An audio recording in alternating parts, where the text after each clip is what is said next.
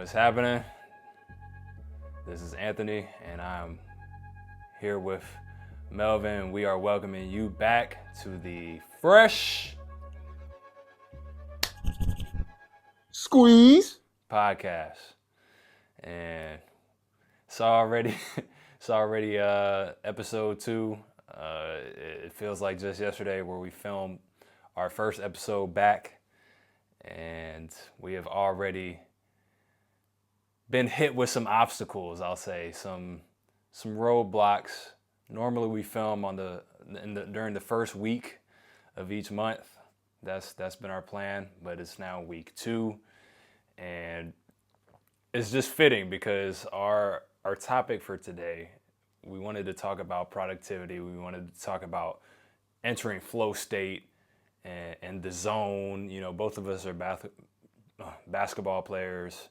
Both of us are athletes, and obviously it's a topic that's near and dear to almost every athlete's heart, but it goes more, it goes deeper. You know, people who just want to be more productive in life.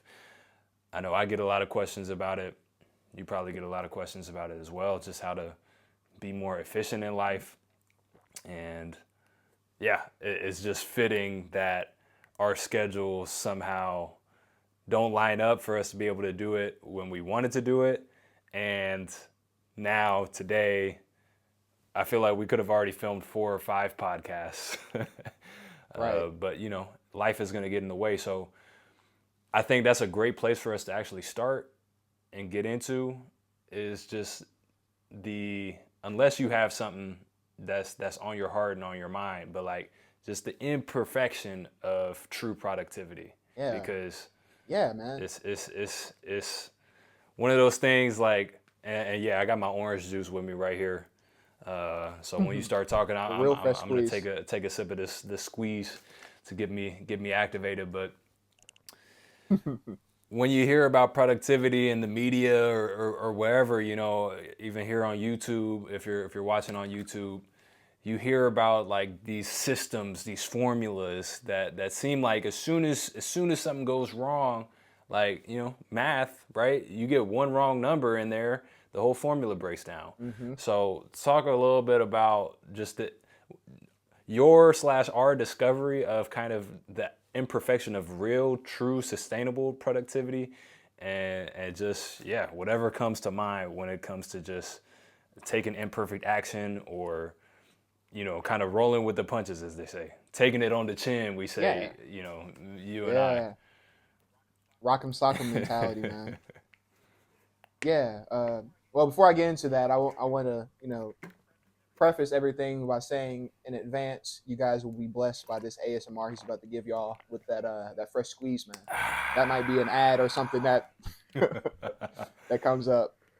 But no, to get straight into it, I mean, just be real cut and dry. Life just happens. I mean, we've had it set first week, get the fresh squeeze going, in the second week, and it immediately hits us. You know, I had some conflicts in my schedule that didn't allow us to shoot when we wanted to shoot, and that's one of the things that we'll talk about, and I'm sure you'll be talking about as well when we go through this about flow state and productivity, is just being able to get back on the horse. You know, being able to get the job done. Productivity is just simply getting the job done, and how efficiently you can do so. I actually got something for y'all today. This might be a staple. Got my thoughts journal right here. I got some topics that I want to hit y'all with today. Um, in that, I want to just go over like the Merriam-Webster's definition of Uh-oh. productivity, um, which doesn't help. So if you ever Google a word and you go to the dictionary, a lot of times it'll use the word in the definition, and it helps you 0%. So if you actually Google it, go on Merriam-Webster, it says productivity. This is one of 2 definitions. Productivity is the quality or state of being productive. Now I know that helps so Wow. much. Um, that helped me a lot. So basically, what that means is come up with your own definition. And Right. what I've come up with for the definition of productivity is literally just getting as much done as you can with what you have. And Mm. I know we kind of talked about this, in the first episode when we were talking about, the hero's journey, and we talked about a little bit of what I have on this wall here, my Bible verse that I got. But it's basically just talking about doing the best with what you have. And I think we can measure productivity off of how efficient are you with your tools. You're not always going to have, like, we're shooting a movie, you're not always going to have the multi-million-dollar camera, but you can tell a great story. You can, some of our skits, if you go to the off season, shout out to the off season, the YouTube channel, we make jokes about filming on pocket watches and potatoes right. and just getting it done. At the end of the day, you don't have a product or be productive. You're not productive if you don't have a product. And so finishing it and ending it and actually having something to show for the work you've done is productivity in that sense of it. Which just makes me think about like this overall podcast, man. I mean, we have a set structure that we want to hit by the end of the year of all these things, but imagine all these thoughts and ideas that we've had over the last 5 years that we haven't been productive in it simply because we haven't created a product.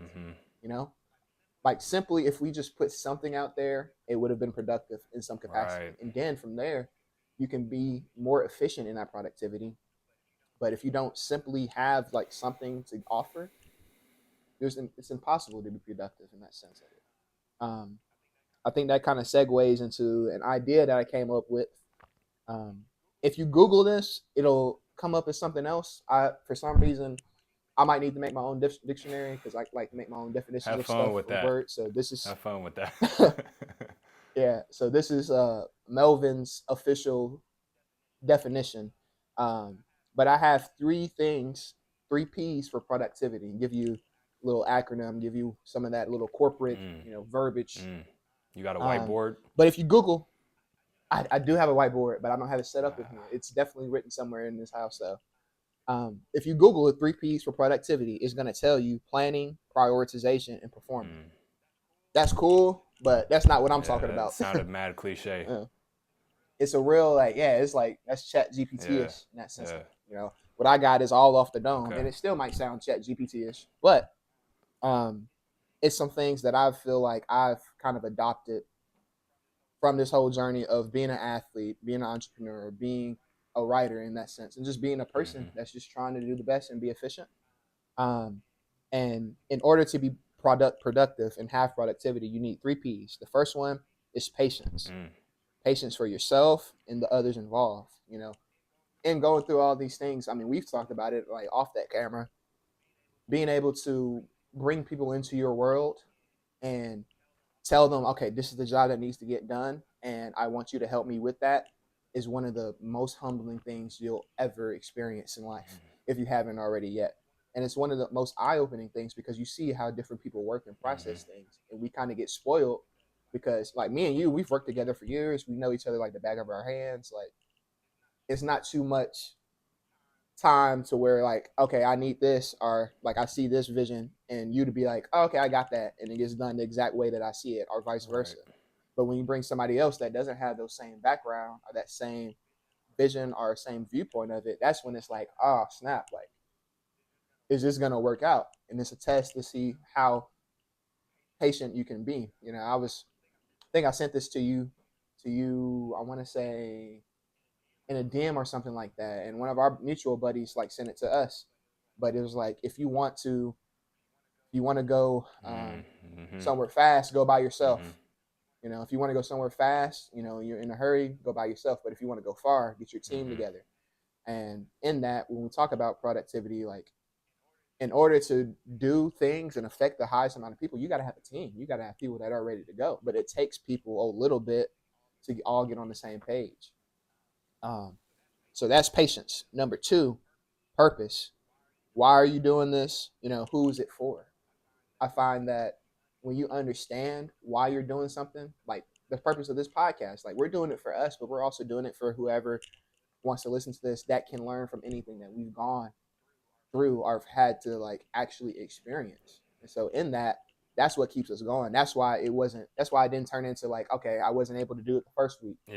All right, second week, we got to get it done. We don't get it done the second week. It's like, okay, third week, we got to get it done. Because what happens is the more and more you put it off, the more and more you look and be like, dang, we done missed the whole month for no reason, And it's just about getting back as soon as you can. It's not about being perfect, but just getting it done. At the end of the day, we might remember this, that it was off a week, but all we're gonna look back and see is like, okay, this was the episode 2, Well, and that's all that and matters. jumping in right there, yeah, you can view it from the perspective of it was off a week, but our Mm-hmm. planning, to go into the Chat GPT P right there and steal that, our planning of it was set up so that, hey, all right, we're gonna film this in the first week and release it in the first Mm-hmm. week.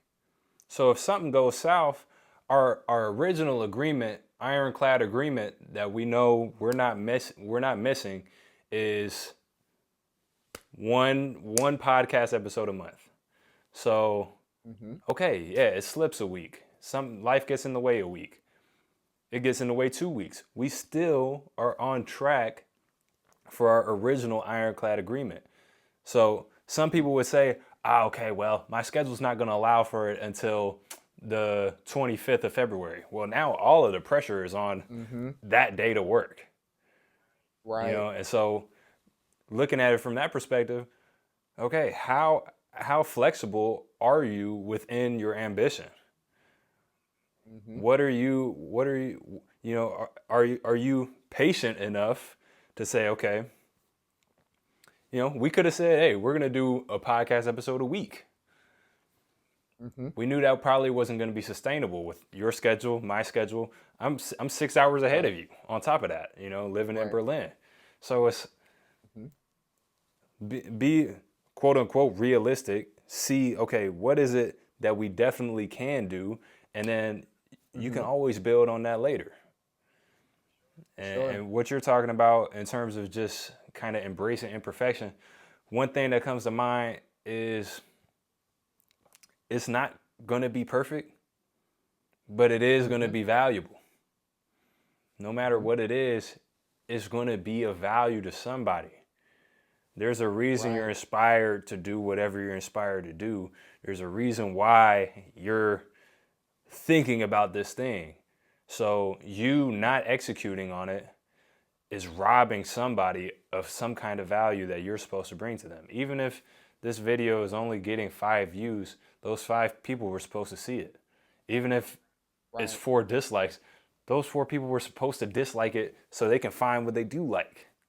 It Mm-hmm. all plays together. It all, mixes in the way that it needs to mix. But you got to play your part in the whole orchestra of life. And that, that imperfect action is part of it. When you don't play your part because you're afraid of playing the wrong note, you mess up the whole symphony. Mm. That's fire, brother. Yeah, that goes into. I have this is another Chat GPT esque type of answer, but we've all heard this before. It's about the process and the progress, not the perfection. Like Mm-hmm. you're just saying, Mm-hmm. all these steps that you're taking is for somebody, even though it's not perfect. Like somebody might look at our podcast and see how imperfect it is, and create something that is much better than this. That Right. helps other people, helps people do something. Or somebody might be wanting to go into journalism and be scared to take that first step and be like, all right, if these guys can go out here and do it, I can actually, like, this is my like life's craft. I can go in here and actually make something of myself, and that's what we're doing this for. That would be a full circle moment because we started with that same idea. Exactly.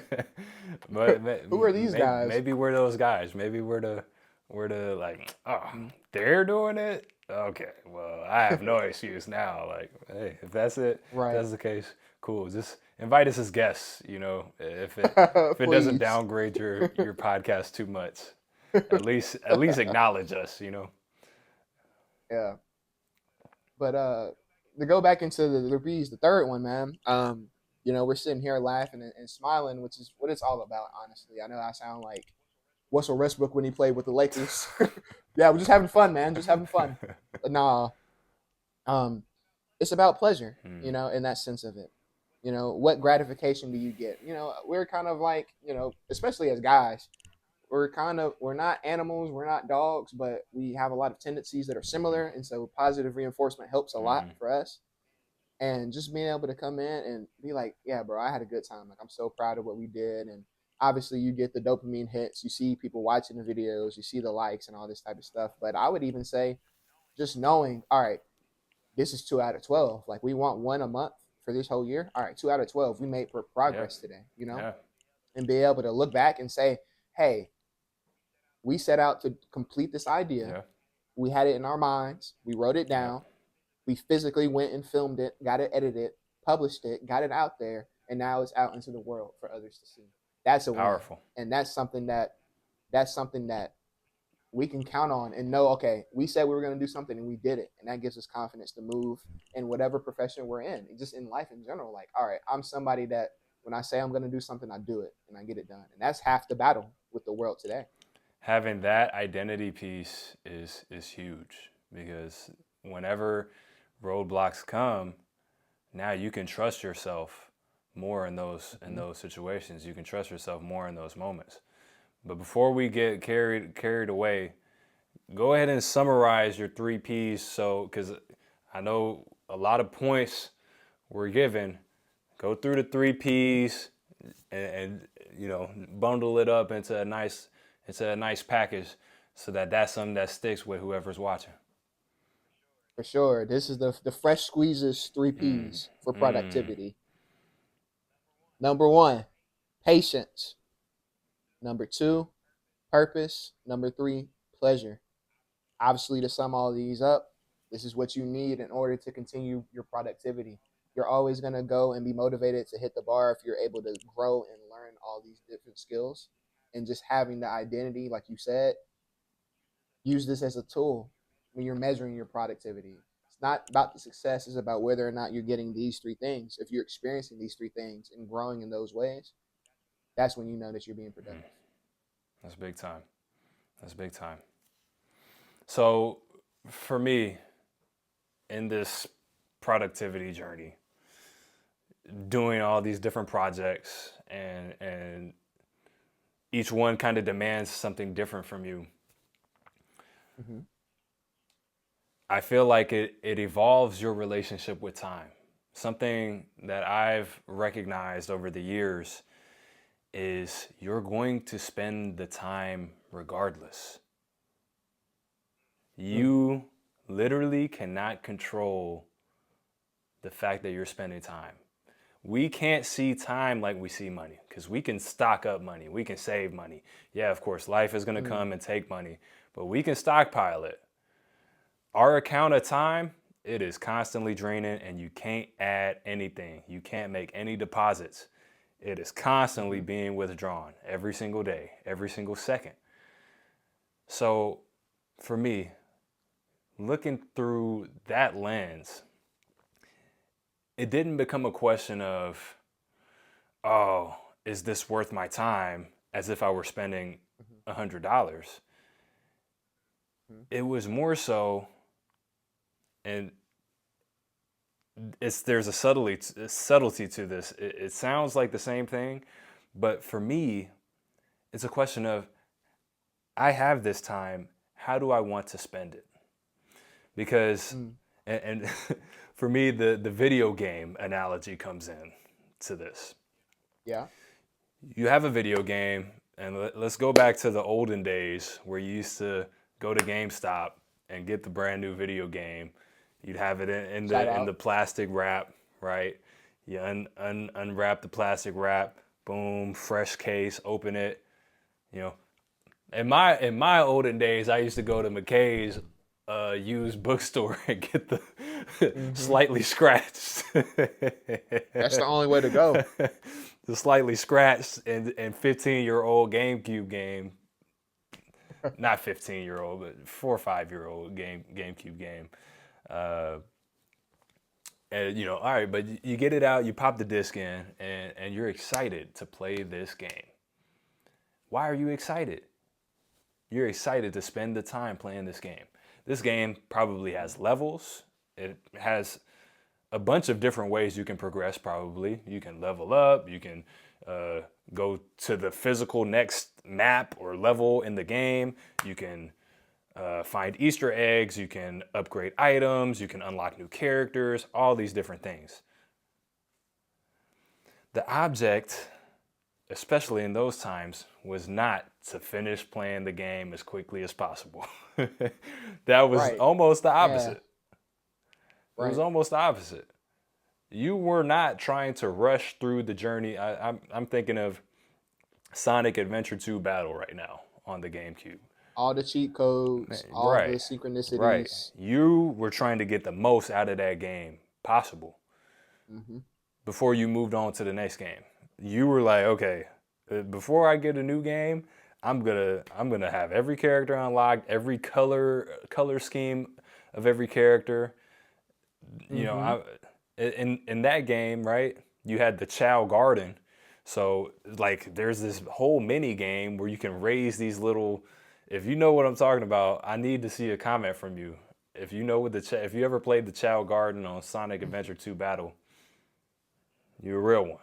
All right, spent long nights on that playing with my guy Isaiah. But I'm saying all this to say the object was to spend as much time as possible enjoying playing the game. You wanted to get the Hmm. most out of it. And with life, right? A lot of times we get it twisted and think, "Oh, I got to rush to this next level." Hmm. And at some point you're going to look up and you're going to see, "Man, there's no game left for me." And I rushed through it. I don't Hmm. even remember what happened in my game. I don't even I don't even have any of the Easter eggs that were hidden along the way for me. Right. Yeah, I made it to the end of the game, but at what cost? I don't even know what I missed. So flipping that perspective and saying like, okay, yeah, it might take some time. For example, is it about making 12 podcasts as quickly as possible, or is it about spending as much time as possible being podcasters and expressing ourselves in this form? Right. What's really important? Obviously it's the second one. When you really take time to think about it, when you really are honest with yourself, you start to say, okay, hey, yeah, okay. In a nutshell, 24 podcasts would be better than 12. Just thinking mathematically. But if you get burnt out on podcast 7 and don't even make it to 24, Hmm. wouldn't you rather have said, okay, I'm going to go at a slower pace and get to the 24 a year later, but I get there? Hmm. That that's Exactly. that's that's a key distinction that I think only comes from kind of hitting that wall where you realize, okay, Hmm. I do have limits. I can get burnt out. I can fall into chasing the wrong things, focusing on the wrong things. And and if you go about it right, I mean, think about how long you could play a video game for. You're not getting burnt out playing a video Right. game unless, I don't know, like NBA and Or you're getting sweaty about right, it. right. NBA 2K, you start May have crashed out once or twice. once or twice, possibly. But it's always when you go away from that kind of childish manner Hmm. of experiencing the game. That's when the burnout comes. And to give yourself the Right. chance to even get into that like momentum where you can't be stopped, where now all of a sudden you are performing and producing over the average quota of people. Hmm. To give yourself a chance to do that, you have to spend time doing it. You have to allow yourself time to gain that momentum. Right. We've talked about sometimes, you're not going to start the game on level 72. It would be Hmm. impossible. It would be impossible. The game starts you off on level 1 for a reason. And yeah, the game is going to be slower and there are going to be less enemies and it's going to be easier. But then eventually, as you level up, the game is going to challenge you with more. And you, as a person, you know, you have to eventually recognize, okay, hey, I need to challenge myself with more now. Maybe we get to a point where we say, hey, this one podcast a month thing, it's not enough for us anymore. We Right. can do 2 a month. maybe we get to a point we can do one a week if we're in the same time zone. Maybe if we're not in the same time zone. But you're never going to get to that point if you try and start at the highest level of production, For sure. or B, never start in the beginning in the first place, because you're like, I'll start when I can start at level 72, which is never. It's never. Right. I'll say, man, you hit a lot of things on the head right there, man. Just being able to. I always say, and this is something that we say, doing the easiest way to do the things by doing the thing. And in this podcasting thing, obviously, like, we had the highest pinnacle. There's a podcasting award. I'm sure we are competitive enough to want that and to desire that. But like, in our heart of hearts, we don't really care about that. It's about who we're becoming through this process. Yeah. But the only way we can get to that, level of spokesmanship, is by taking it one step at a time. Our first step could have been, all right, let's make one podcast. Let's do one this year. If we really just wanted to get it started. Now, granted, knowing us, we were going to be like, all right, we can do more, But we've already taken the first step in that. And that's all you have to do with whatever you're trying to be productive in or trying to achieve in that sense of it. Just figure out what your next steps are and just take the biggest amount of effort towards that step, even if it seems like it's something small. Even if it seems like, all right, what's the name of your like for us? What's the name of the podcast? This is way back when we started. What's going to be the name of it? What are we going to talk about? Like, what is all these things? Like, we figured that out. Now getting it back going again, because we did that work, we were like, okay, we've done this before. We've experienced this. We know how this ends up if we have this mindset, if we focus on these things. Let's try this again and take the time and spend the time of just enjoying being a podcaster. How good can we be in this space? This is a space that's very unique to us. Obviously, we have our own solo things going on social media, and we are talking to different audiences and crowds. But even that puts us into a place where we can come on here on the camera and just have a conversation with you guys. Everything builds on top of each other in this process of productivity and just wanting to do different endeavors. So taking those small steps is the most important part. I would also say something that you talked about is just, where's your focus at? I'm big on overthinkers. I don't consider myself an overthinker per se. You might think differently, you know me, but I know a lot of people who overthink, and so like I try to do my best to not be like those people. There's a lot of people close to me that overthink, and I don't think it's a problem.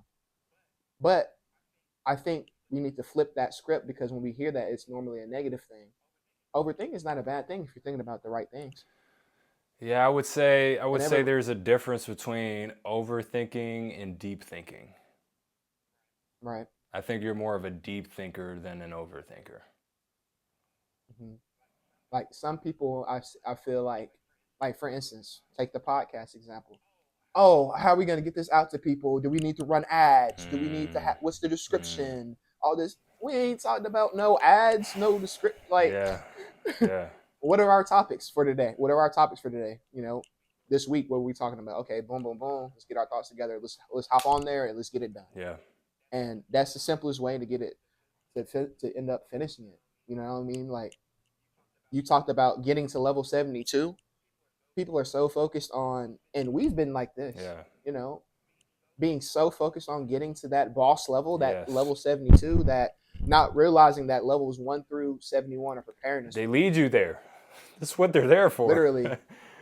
You cannot get to level 72 until you go through those levels. So why would you not enjoy them and get everything you can? Legitimately, like, the weapons you need, the allies you need, the resources you need.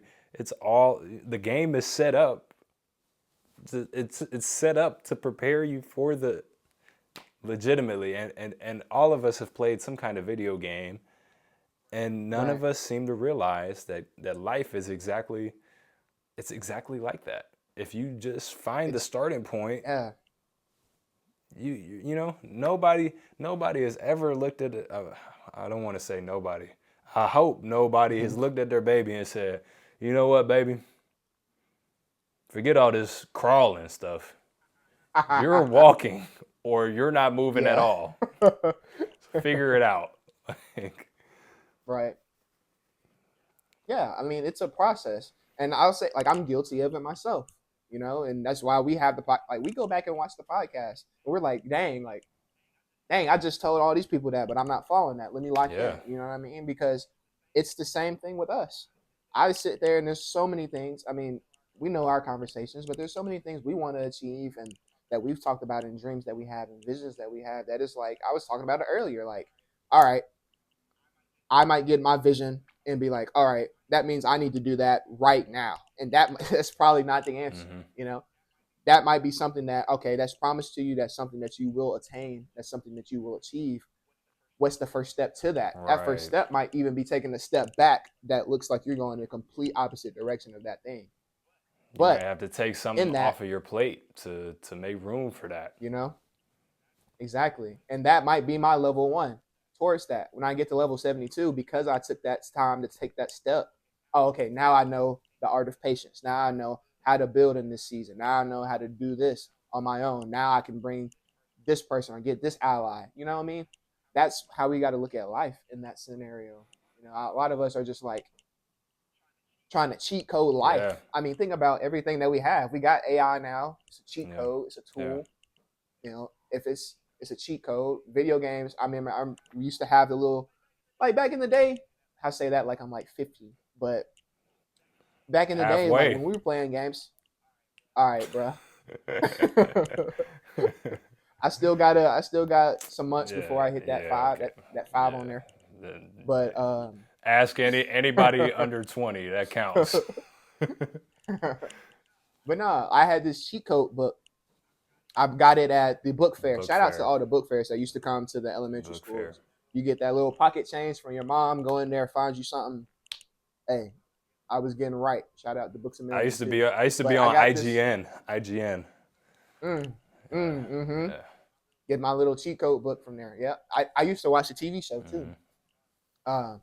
But I got this little cheat code book, and I'm a big Star Wars guy. For a couple of years, I was off of it because of what they did with the movies that don't exist anymore. Yeah. What happened to those? But I don't even know. They said they had some of them coming out, Yeah, like when we were they in high school, never but did. then they just didn't drop them.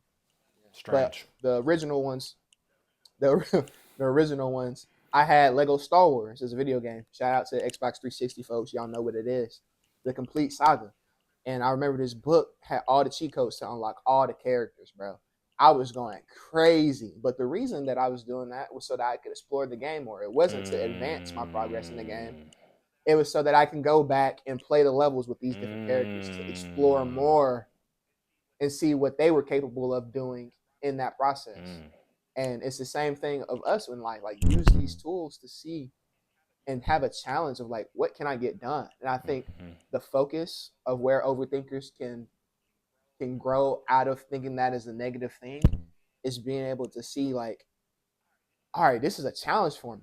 You know, can we get a podcast done every month for 12 months? Like, can we, you know, we're back together in the same time zone. Can we get two? Can we get one a week? Right. You know, and being curious about it and seeing where we're at when it comes to it, as opposed to being like, yeah, we got to get this so that we can get this. Like, what you actually want. Like, we don't care about the number 12 as a podcast, like getting 12 podcasts. Yeah. We don't care what you feel like you care about. You don't really care about. You care about becoming that person that has those things on the back end. You know, who we are after this year, after the 12 podcasts, and how we grow in just terms of our public speaking, in terms of what the product we're putting out to people, and the gems that we leave for ourselves as well. That's what we're desiring. That's the whole reason. That's our purpose. You know, going back to the 3 P's of it. And when you get away from that, that's when everything just turns into a circle. You know, at that point in time. That's something that I have some questions for you. I told you I got something for you. I think in this, we have, you know, shout out to Notion. We have our Notion together. And I don't know if you checked mine out not sponsored recently. By Notion. We have no sponsors. Not sponsored. Check the view count. Obviously, it's not sponsored by Notion. But Notion, if you are one of these viewers, hit us up, man. We're big fans of your platform. For sure. But we have different arcs. Our inner writers, we have different arcs of our lives, like right now. And right now, starting a new chapter, starting a new series of just focus in my mind right Mm, now. And in it, when I was creating it, like throughout my weeks, I'm like, okay, what can this arc be called? Like, what am I really feeling? What am I really working on right mm, now? And my title right now is the exploration arc. mm, I'm literally just exploring my versatility, exploring. Okay, this is the set of challenges that I'm facing right now. This is where I want. This is where I am. This is where I want to go. How can I do this? What am I capable of in the sense of right now? Like really, when I have it, when it's just me and God, like, all right, how are we gonna work? How are we mm. collaborating? And so that word exploration, I want to know, how you're exploring currently, like in your different endeavors in that sense of it.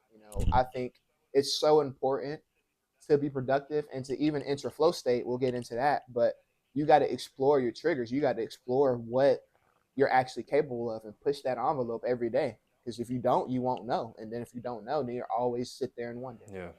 So I want to ask you your thoughts on, like, you can go from a basketball perspective, from a writer perspective, from a business perspective, just being a person in general. Like, what are those different things that you challenge yourself to push the envelope on, of like, okay, how can I make myself better this week or be productive in that, this week or on a daily basis? Yeah, my current arc that I'm in on Notion is the state of mastery. And Mm-hmm. for me, it has been constantly going back, finding my way back to center, like to centering myself. And Mm-hmm. in that process, I know that sounds super abstract, but it's going to make sense here. Within that process of me, because at first that state of mastery was something that I just stumbled upon, kind of, like the flow state, the zone, Mm-hmm. this idea of like, okay, this is where I feel good when I'm doing whatever it is, when I'm writing my books, when I'm doing something for the clothing brand, when I'm making videos, when I'm here on the podcast. Just that state of mastery, that's a place where I feel comfortable, and I am someone who recognizes it pretty quickly. I think we all do when I'm not in that. But me having been able to tap into it pretty consistently, it makes me feel like, okay, like now I have to get into it.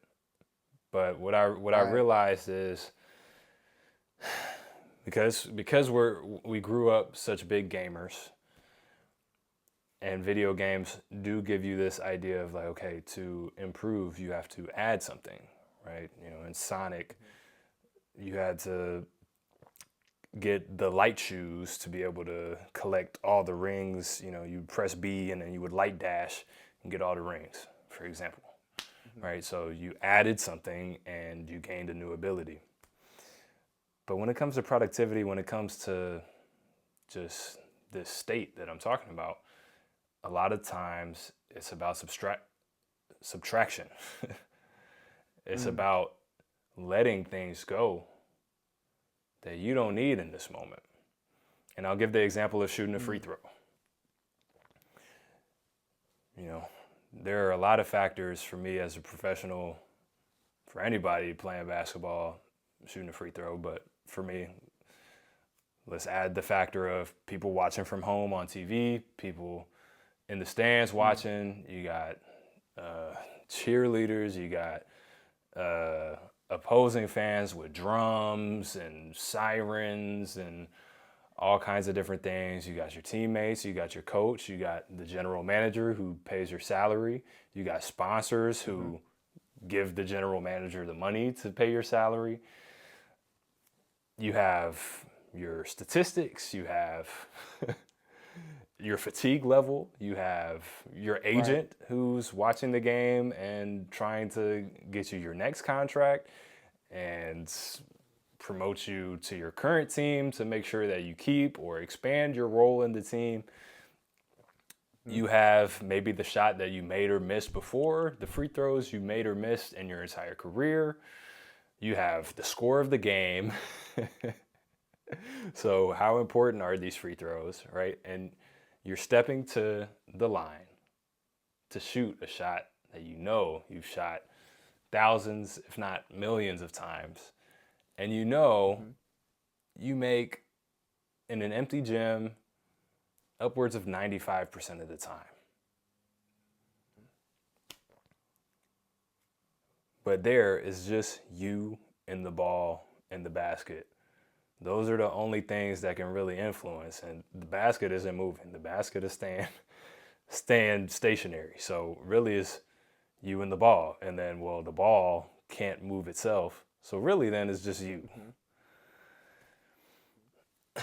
But because it's such a contrast to the chaos of the game, right? It's like we're in the chaos of life and we sit down to work.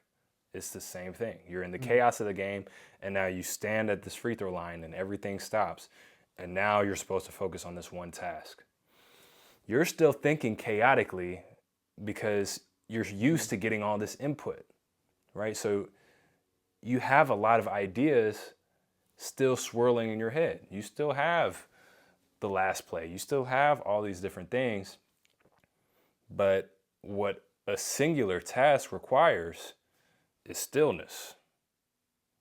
It requires you to let go of positive thoughts like, oh, you can do this, come on. and like, man, you remember that free throw you missed in 7th grade that, your crush was watching and it went in and out and then she didn't talk to you at school the next day? It could happen again. No, it won't.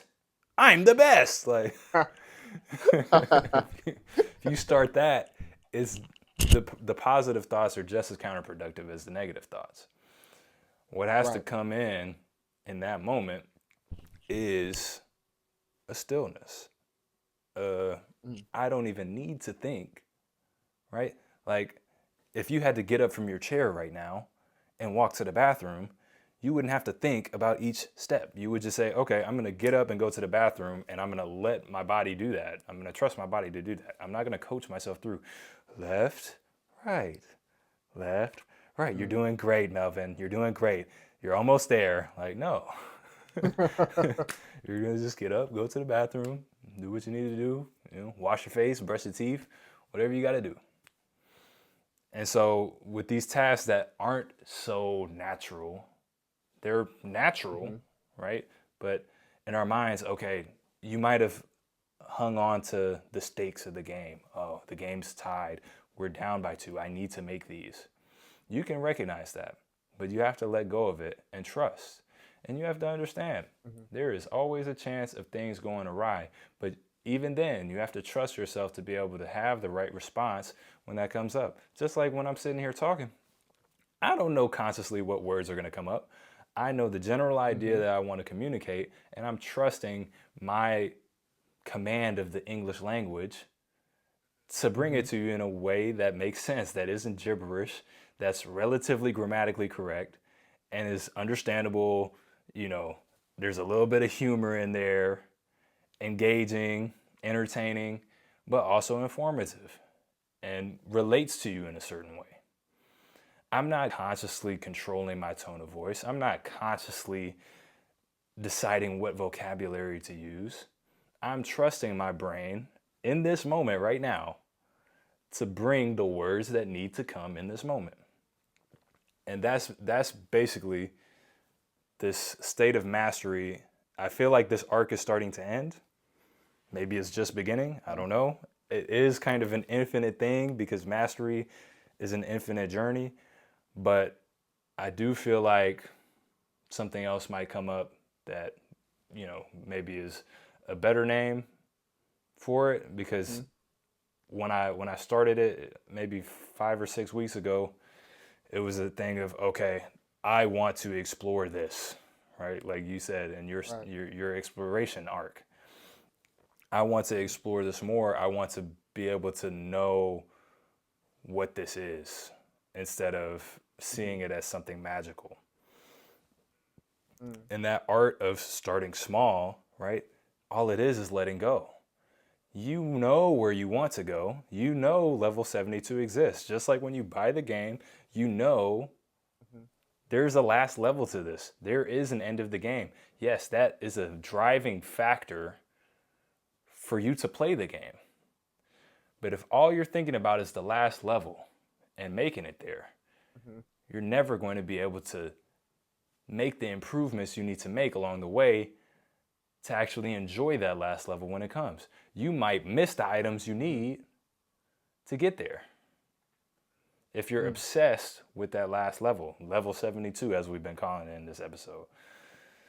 So, Mhm. that idea of letting go, I know it sounds like some kind of yoga instructor, right? But and it's been something that has had kind of always a cringe factor for me.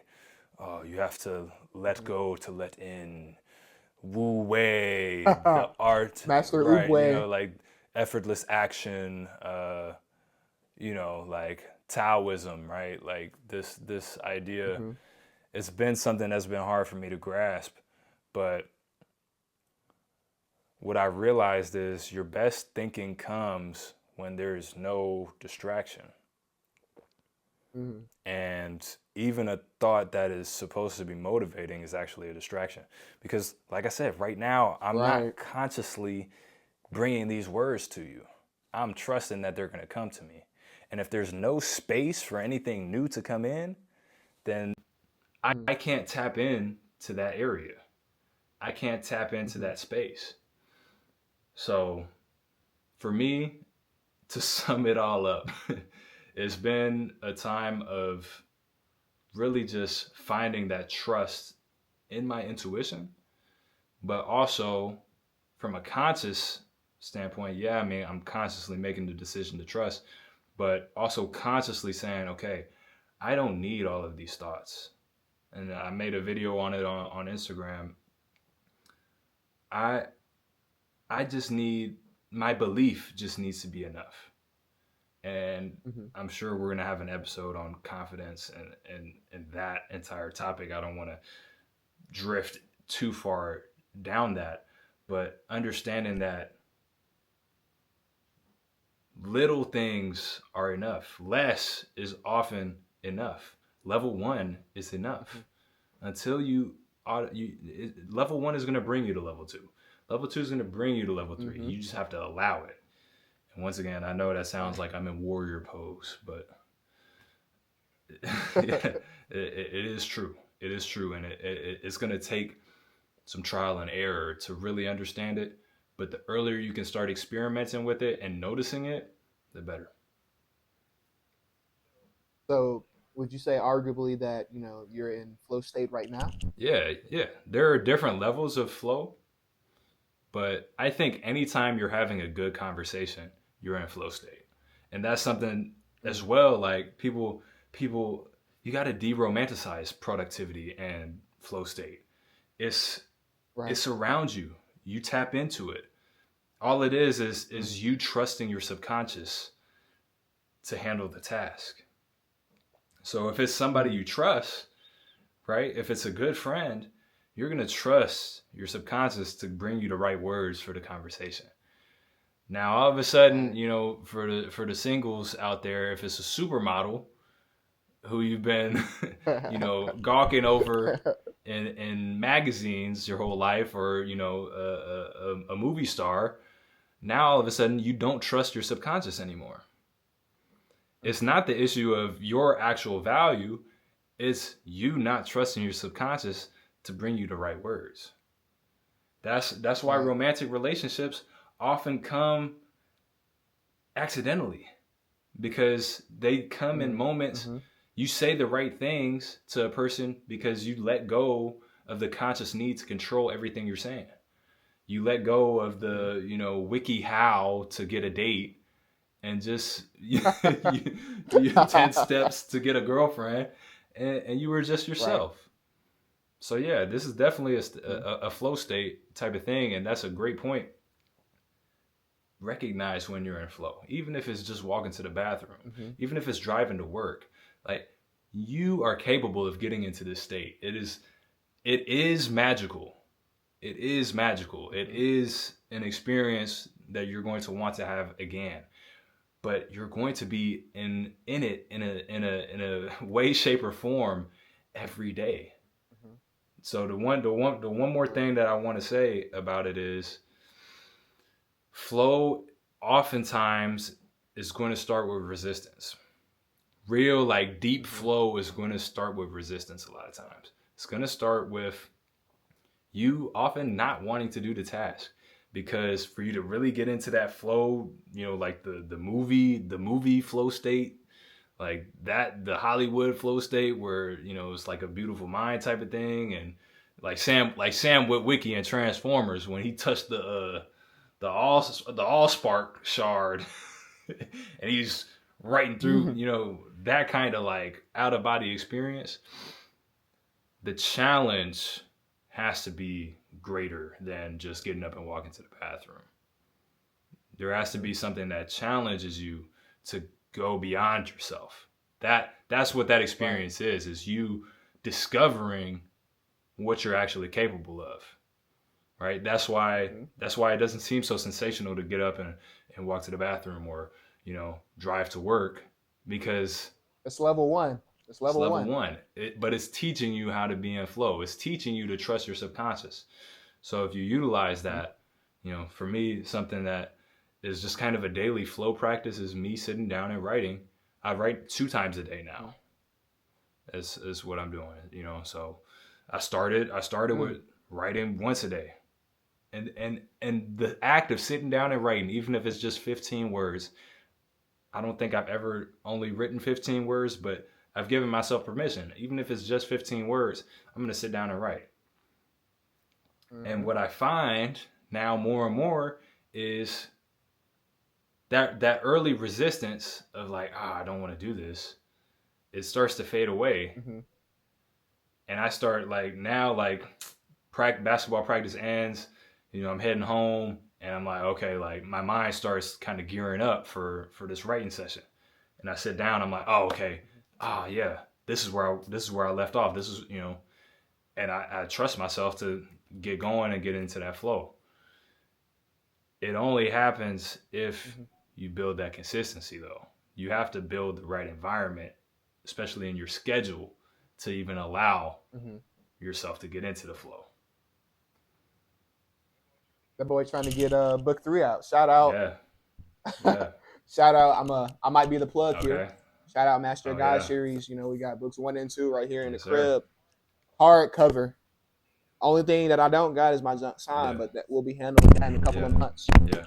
But book 3 on the way. Yeah, it's close. To give you an update, it is close. You have a lot of beta reading to do. I'm locked in. I'm ready like for it. 18, 19 chapters of beta reading to do. So I love that. Let me go in the flow state and experience it. Yeah, Experience that. That'll definitely expedite the process. It's I'm at that point in the book where this is the part, this is level. I'm at level 72 right now. And it's like, this is what you asked for. This is what you were like, oh man, like I wish I was at the end. And then you realize, man, like I'm at the end of this thing. And now like your brain kind of starts turning on. And all the more you got to just say, okay, no, like what got me here is going to take me through the finish line. What got me here is going to give me the result that I need in the end. So yeah, it's cool. It's like I said, it's been kind of a daily flow practice for me. And yeah, like I said, bumped it up to 2 sessions a day.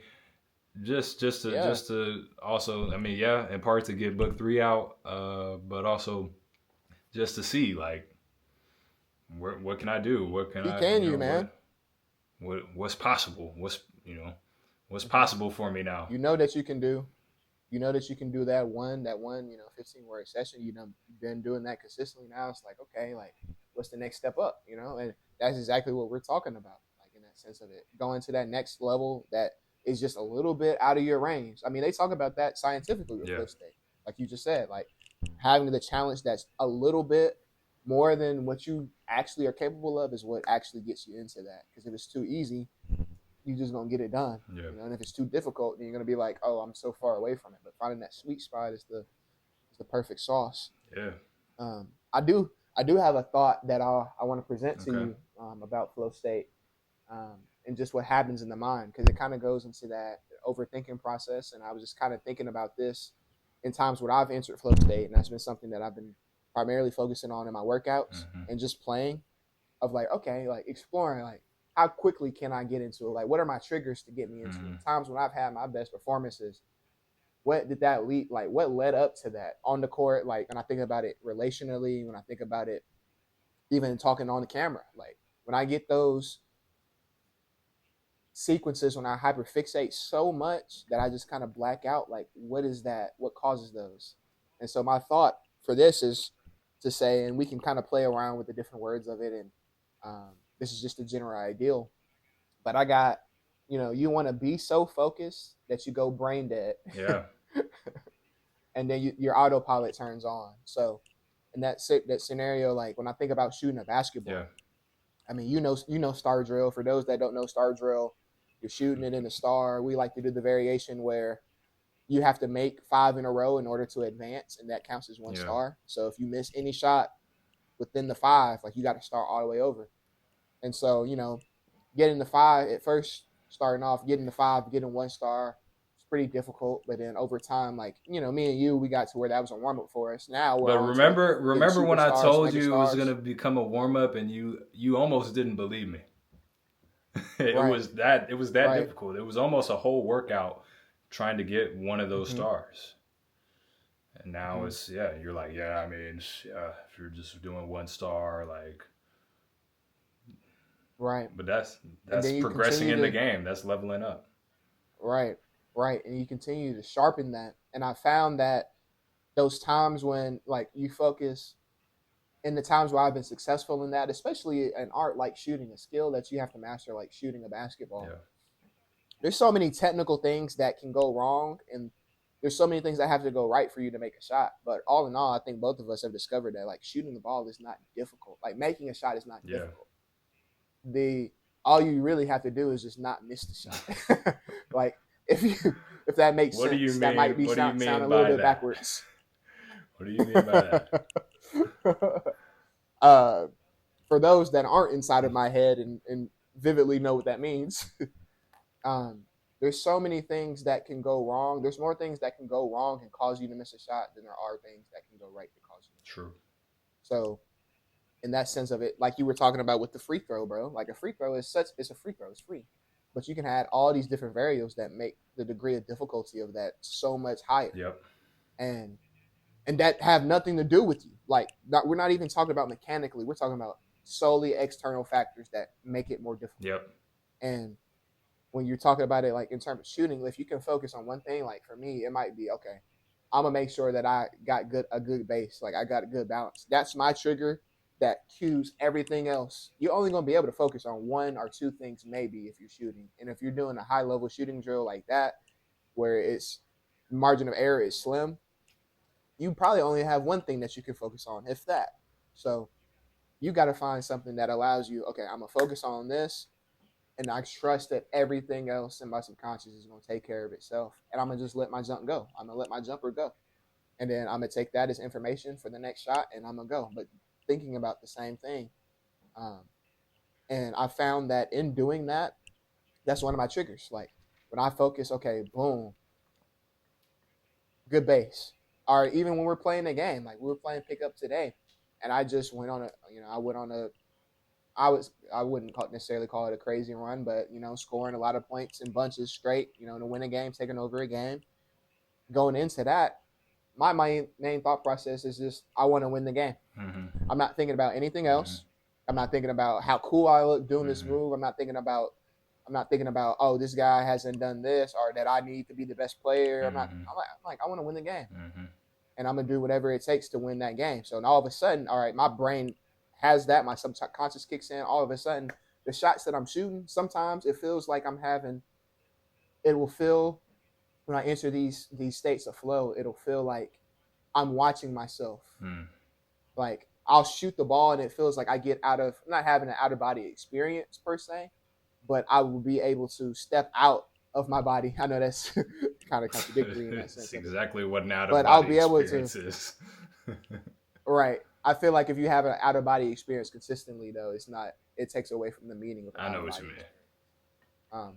But just being able to step out and be like, oh, okay, like this is happening in real time, kind of like I'm in a movie, like in a movie Yeah. sequence, and I'm just watching this scene play out, and I completely don't have control over it anymore, and I'm just like, okay, what causes that? How long can I stay in this? And that's the challenge. And so I want to know your thoughts on that idea. You know, just again, it's just to be so focused, but you go brain dead, and autopilot turns on for whatever task it is you're trying to. Yeah, that's big time. That's big time because that's kind of the heart of flow state for me. Mm. The heart of flow state being that effortless effort, right?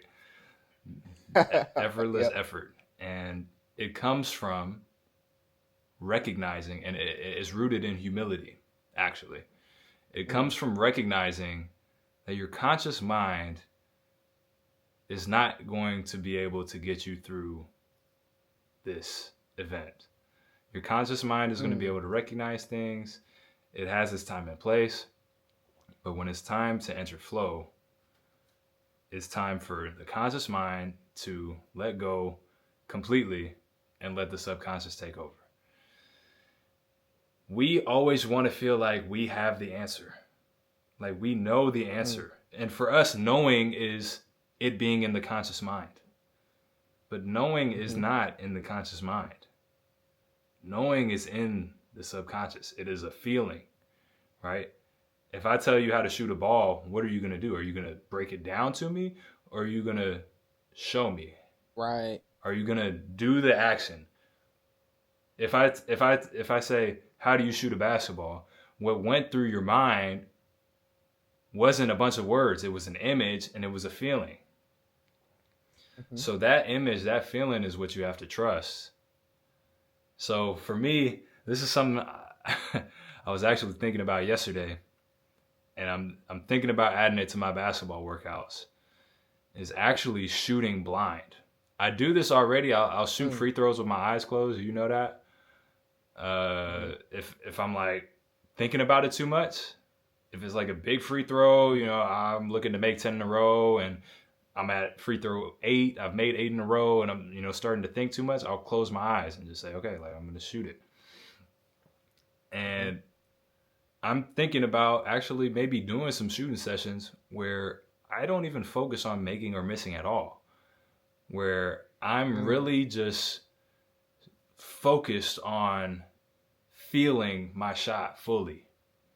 Mm. I like That's that. something that I don't know. I feel like Kobe might have done this, but I don't know if anybody else has gone into this level. But yeah, You giving out sauce, man. You giving out sauce. hey man, if you're crazy enough to turn the lights out or blindfold yourself, then you deserve all the results. You know, um, I'm not gonna gatekeep. If you're willing to do that, go do it. Go do it. There's no magic pill, right? Everybody has to discover this state for themselves, and that's the beauty of it. That's the beauty of it. So for me, letting go of those conscious thoughts, right? There can be a mental cue for that. For me, Mm. something that I've just been telling myself is I don't need to think. I don't need to Mm. think anymore. You know, this is not, I'm not some kind of beginner with any of these things. Right. Yes, I'm still learning, but I'm learning subconsciously now, right? I'm Mm. picking up on stuff that I don't even realize. And if I want to let those things come to the surface, I have to let go of thought. Mm. And yeah, there are going to be ideas that pop up, and you know, yeah, you're going to translate them into words, but 9 times out of 10, especially like in a sport or whatever, even when I'm sitting writing the books, the words, I don't see words. I see the image of what's happening, Mm. and I just describe Mm. what I'm seeing. I see a movie scene occurring and I just describe whatever is happening in the scene. On the basketball court, right? If I shoot 10 free throws and I coach myself with words through each free throw, I guarantee you I shoot a much lower percentage out of 10, or let's do 100, because maybe you make 10 out of 10 in both. But if I shoot 2 sets of 100 free throws, if I just play the image of me swishing a free throw and nothing else in my mind and just follow that image, I'm going to make more free throws than when I'm like, okay, get my elbow tugged, even if it's one mechanic, one mechanic is great. But if you can get to that point to where there's no words at all, now they say the subconscious mind works in images, right? It speaks, it listens to, that's what it learns from, images. That's why we're able to watch somebody do something and do it. How did we learn to walk? Nobody said, hey, right, this is how you walk. Hey, read this pamphlet and you'll be walking in no time. No, you can't read, you can't talk, right. you can't, all you can do is watch. Monkey see, monkey do, as they say. That's the subconscious mind in action. So if you can play these images in your mind and take the conscious words and the speaking out of your head, it's going to open a whole new door for you in whatever field you're interested in. I guarantee you can apply this to any field, even if it is like playing video games. Whatever it is, you can apply this.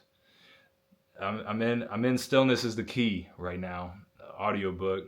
Yeah. And it talked about an archery master who didn't even let his students shoot at a target for months.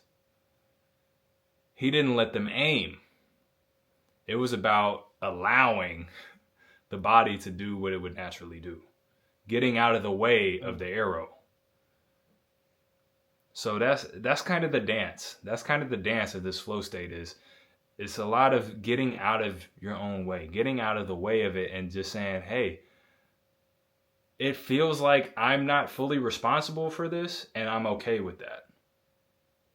If you start trying to like inject your ego into it and say like, oh yeah, like I'm doing this, I'm writing this book, I'm, scoring 50 points, you're going to get in your own way because you know how to do it and you know how to do it. But the part of you that knows how to do it needs the space to operate. It needs the control. So you got to, from a conscious standpoint, be humble enough to say, okay, I know I'm good enough to do X. But in order for that to happen, I got to step back and let things happen. And going back, circling back to the beginning, that idea that's going to allow you to do it is understanding that it's not going to be perfect, but it's going to be valuable. It's going to be valuable. Think about Tom Brady against the Falcons. Shout out to those Dirty Birds. Tom Brady and the Patriots. Dirty Bird lovers. Against the Falcons. Such an iconic game. It has you laughing, not because they won by 50 points, but because they were losing by almost 30. And it looked like it was over. And they flipped the script. Yeah, I think we were at your house watching that. Were. I think we watched the first. I don't think we watched the first half. No, but we then did. all of a sudden, no, we did. We did, and we were like, "Dang, it's over!" Like Brady going out like that, and then all of a sudden, slowly but surely, the boys walked them down. Walked them down. So a prime example of it's not going to be perfect, but it is going to be valuable. You just have to trust it. You have to trust it. Your subconscious is not some perfect super self, right? It's not like I don't know.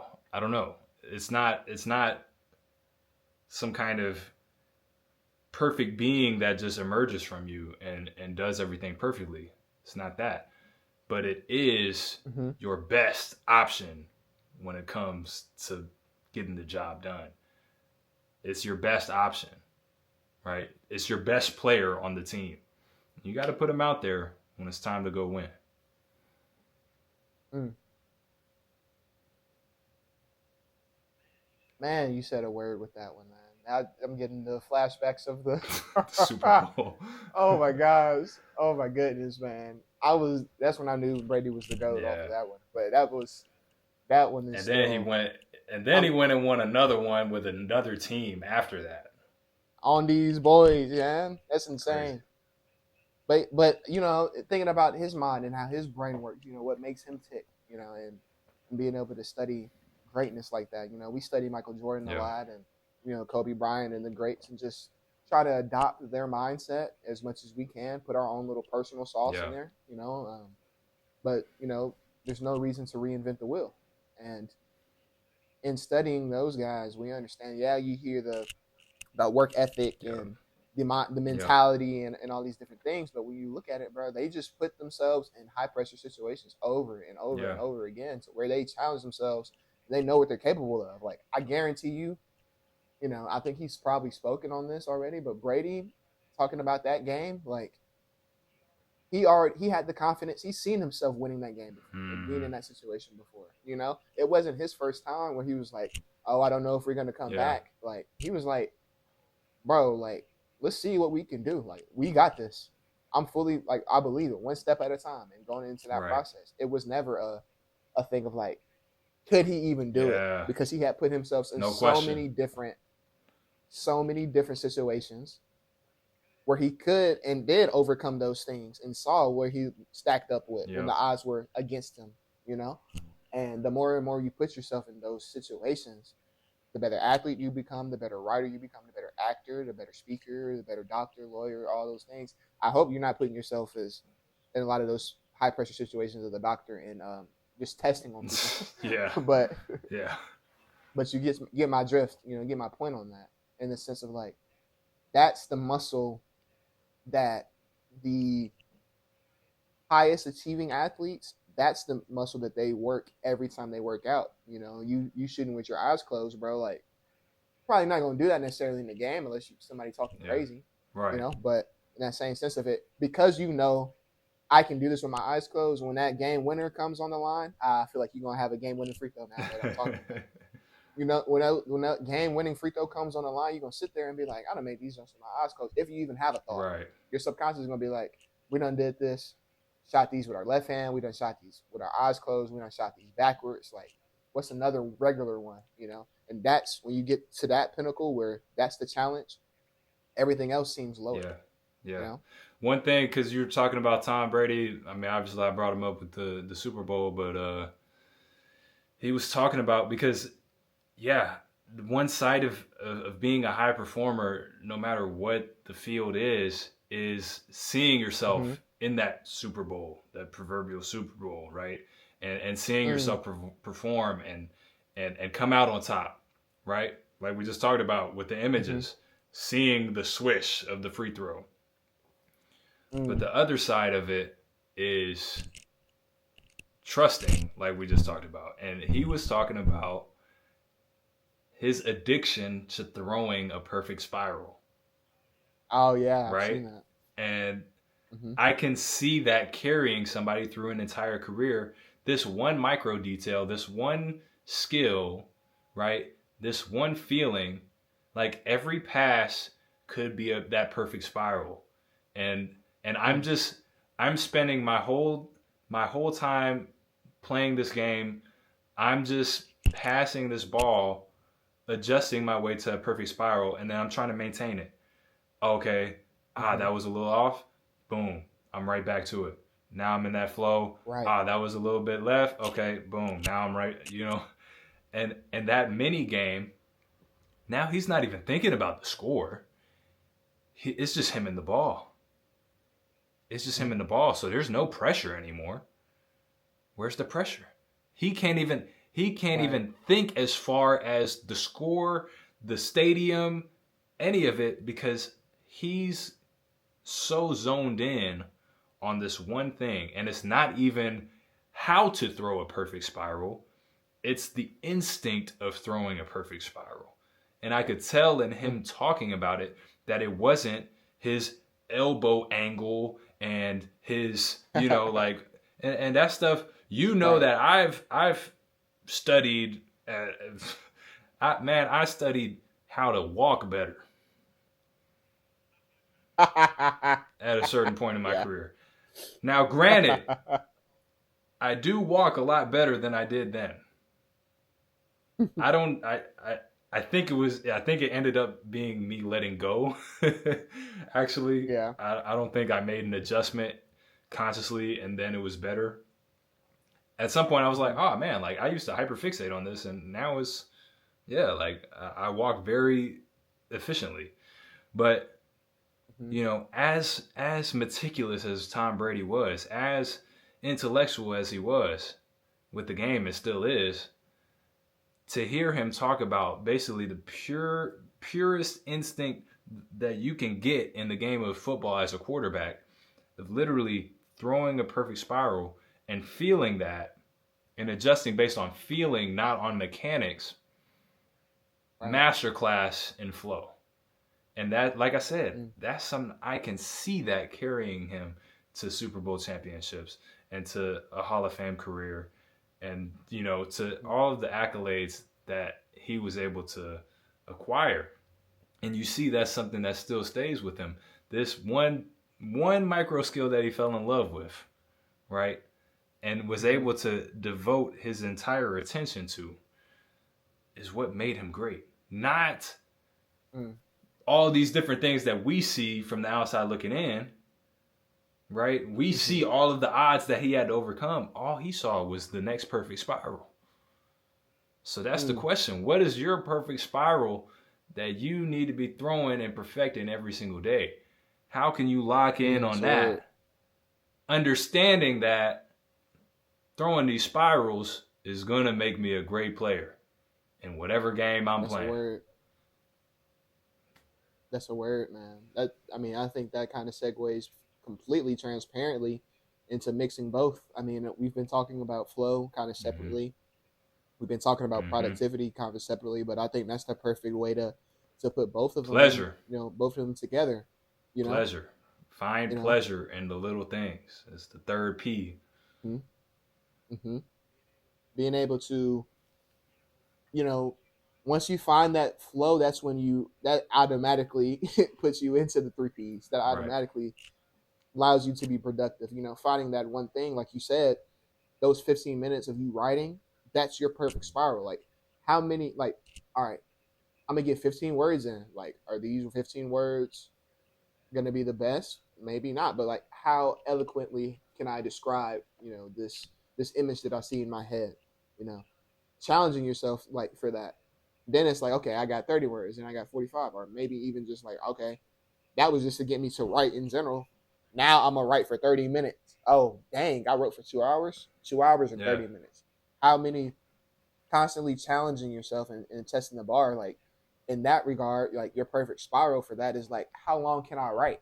Right. How long can I set a record with myself to see like, oh, I just got in a flow and I wrote 15 pages today, bro. Like that's my perfect spiral. I came in here and I got this amount of work done, or I had this amount of calls, or I talked to this amount of customers. Like constantly coming in and having that zeal for what you're doing, Mm-hmm. is the key to productivity. Not this. I know we've all seen the ads. I was making fun of it. Oh, doom scrolling. Yeah. Replace Yeah. doom scrolling with micro Right. learning. Right. Like all that stuff. Like no, like find your flow and be productive within that because you're experiencing the pleasure of that. It's something you want to do, something you're purposeful in doing, and it's something that you're patient to see. All right, today my goal was this. I didn't get that, but I got here, and then next time I'm gonna get there. Yeah. Like that's where all the productivity comes from in that sense of it. And I had a thought about this, and this is to speak about or speak to the people that kind of deal with that hyperfixation of kind of having a lot of anxiety around making decisions or even doing things or getting stuff done, feeling like they're just trying to survive and keep their head above water because they have all these things that they got to get done, Mm-hmm. piling on top of them. um, I don't consider myself an I don't consider myself an anxious person per se. Like I'm not consistently anxious as far as I know. But the times where I felt that and I felt overwhelmed by it, I've been able to pinpoint that and process like how I'm able to get out of those Mm. states. And one thing that has helped me, and I think we've talked about this, is imagine we're playing Candy Crush, and you know how those games, those type of games, this is crazy. This is the first thing that came in my head, but my mom used to play it a lot, and then I inadvertently played it a lot on the iPad. But you know how you basically want to keep the bottom like from piling up all the way to the top. If Right. it piles all the way to the top, you're Right. done. And think about something you say, okay, I want to get this done Yep. today. Say you don't do it, is you drop down at the bottom. Then the next day comes in. All right, something else. You don't do it. Don't do it. Don't do it. Don't do it. Go a week. Don't do your stuff. All of a sudden, all this stuff is piled Yep. up, right? Now you're sitting there, okay, let me get to the bottom of this. Like, let me get to my bottom row stuff. This is the stuff that I need to do. But wait, oh no, all of a sudden, this Mm-hmm. comes in that you got to get done. That's more Mm-hmm. urgent. Now all of a sudden you get to the end of the game. It's not the fact that you're not getting the right sequence of things done. It's not the fact that you're not doing things, but you don't feel productive and you're not being productive because you're just busy. Yeah. And there's a difference between being busy and being productive. You're constantly scratching the surface of the things on the Right. top, but because you're not getting to the root, your screen is not clearing. Right. Your mental is not clearing because every time you get something else done, you're sitting there like, You ah, still crap, have I something. haven't gotten this done.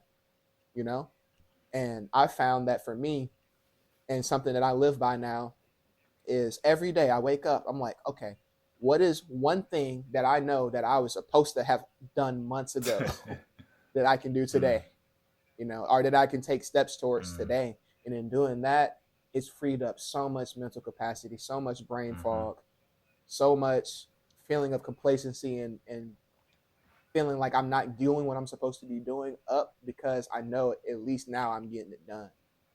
I think a lot of people, people that we deal with and that we know, and including ourselves, like we think people get overwhelmed because it's like, oh, they're waiting on us to get this done in that sense of it.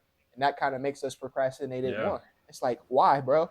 Like they're just they want to see it happen. Yeah. They want to see it done. They want to see your vision come to Yeah. fruition.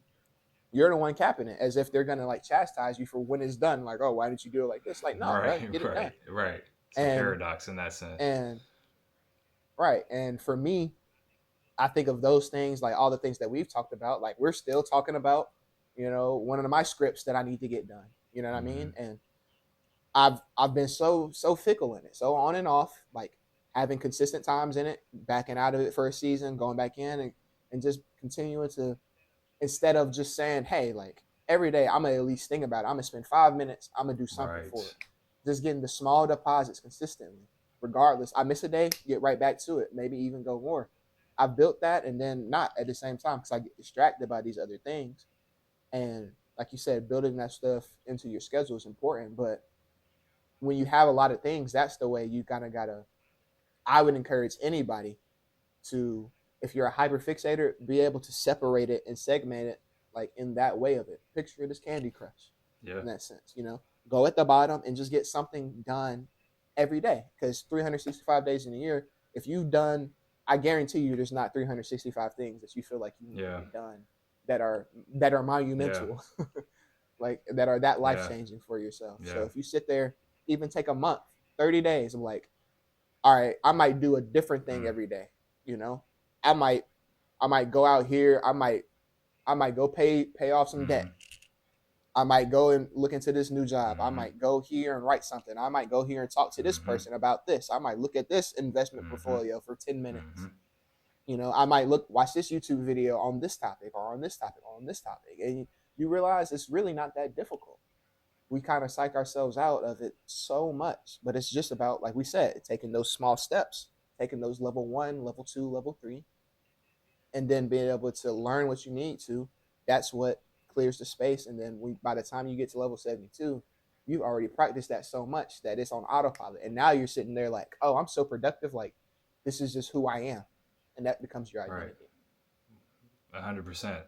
Master the entry point to Mm. what you want to do. right? You know, you touched on my daily writing practice. And yeah, like I said, I don't remember any days where it was only 15 words. And I used to be somebody who would schedule, like, okay, I'm going to sit here today and I'm going to write chapter 8. But man, unless you're a full time author, it is going to be very difficult to hold yourself to that kind of a schedule. And now I find myself finishing chapters without even recognizing. I'm like, oh, wait, yeah, I should probably end the chapter there and go to the next one. And I've written more chapters in this book than I've written in any other book. It was supposed to be less chapters, but more ended up coming out just because the pressure went off of writing a chapter. Because for me, in years past, I would feel like if I didn't finish writing a chapter, I did something wrong. I didn't utilize the time well. And now the entry point is mastered. The entry point is mastered, and it's a win if I sat down and wrote anything 2 times a day. If I sit down and write anything 2 times a day, it doesn't matter if I, wrote it on my phone before practice. It doesn't matter if I just wrote down notes of the next scene, what needs to happen. It doesn't even have to be something that I'm going to keep in the book. It can just be, boom, this happens to him and she reacts this way. That's a win. Right. That's a win because I'm putting myself, by showing up every single day, now I'm putting myself in a position to want more, right? Sometimes you quit while you're ahead and you want more. You say, okay, hey, I'm going to cut it there. And the next day, now I'm excited to come back because I know what's next. And I know, that flow never stopped. I'm not saying, okay, I'm going to empty the tank here and just, no matter what, I'm going to finish a chapter. And then the next day, your tank is empty. No. Boom. I'm going to get to this point. Okay, yeah, I can stop here. And then tomorrow. And then the next day. And the next day. And yeah, like you said, if you look at it from a year's perspective, I mean, what's the math on that? 100 words a day for 365 days? That's 36,500 words. 100 words is not a lot. Anyone who's writing in any way, nonfiction, fiction, writing essays, knows 100 words, that's not a long session. That's half of a novel. That's over half of a novel. 200 words a day, you're writing a novel a year. Right? One of my novels now, obviously you got the big boys. I don't write big boys. I don't write big boys. But right now 500 words, which if I'm getting 500 words in a session, I went crazy. I hit a nice flow state just with my schedule, right? I've had days where I, 1,000-word days. Those are good, but divided in 2 sessions, right? But if you do, let's say 350, now you're close to 2 books a year. And 350, that is very doable, especially if you split it up into 2 sessions. If you do 500 words a day, breaking it down like you did, it's the recipe. It's the recipe. But man, I know you got some business to attend to, and it's getting late around here. This is a topic that is going to be addressed in everything that we cover on this podcast. So I don't want to hijack your time. I don't want to hijack you, the viewers' time. We're both really thankful to have you on this set, this intercontinental set of the Fresh Squeeze podcast. And it's great to be back. It's just great to be back. Great to be back, man. I mean, just thinking about, we're doing this with all the different, we still haven't talked about Murphy. Yeah. But we're doing this with all the different things, and all the different obstacles and still being able to get this product out. Yeah. You know, and thinking about when we have the ability to do this in person, going through these things, going through these different things, these different challenges we're having to navigate, is going to make it so much easier. You know, right now we're on our level, probably like level 5. You know, level 5 learning in terms of it. But when we hit our level 72, boy, we're going to be so different. We're going to look back at these moments and be like, oh man, like this was good, but like we're so much better. Yeah. And it's crazy to think about, you know. It's exciting. It's exciting. For sure.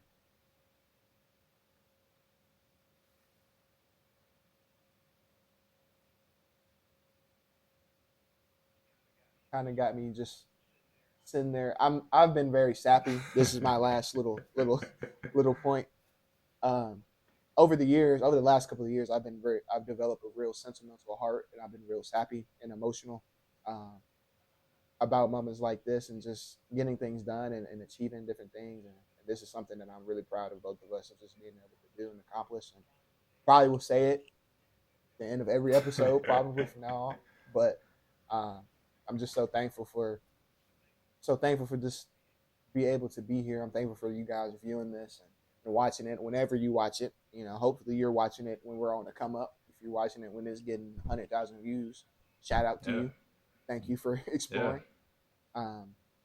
But, you know, just being able to see the growth and see where we've come from and being able to, like you said, let the things go and actually just be productive and get into a state of flow of just talking and being able to pour into people. Thank you guys for your ears. Thank you for your eyes and your watches. Thank you for allowing us to pour into you. It wouldn't be, the Fresh Squeeze wouldn't be so fresh if it weren't for the fresh viewers like you.